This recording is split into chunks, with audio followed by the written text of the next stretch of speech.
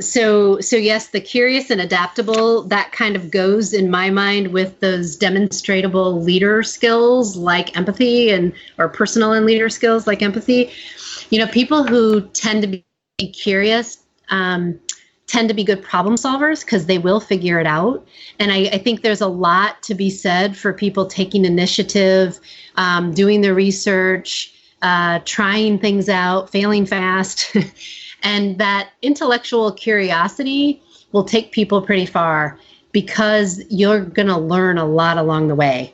And it isn't necessarily going to be what you set out or intended to learn, but there will be a lot of learnings along the way. And I think that's very important and critical to growing leaders. So looking for people who are curious. And one of the ways I assess for that, which I think is what part of what you're asking me there, is it's always interesting to me when I'm interviewing candidates if they don't have any questions.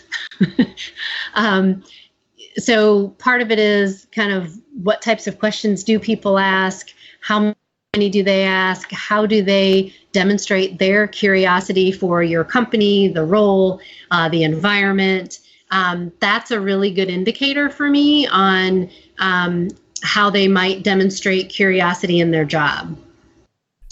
And the adaptable is kind of a follow-on to that, is that I believe curious people tend to seek out an answer and they learn a whole lot along the way, and they're not so set in the way that they have to go as if there's one way to write, because I believe there are many ways to write.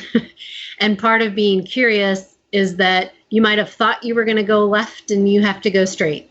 And when you're doing that, there's some people who just really aren't very adaptable, and that's a really big deal to them to have to go straight instead of go left.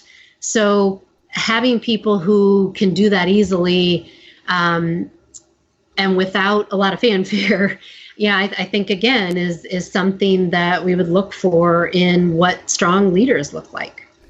You also mentioned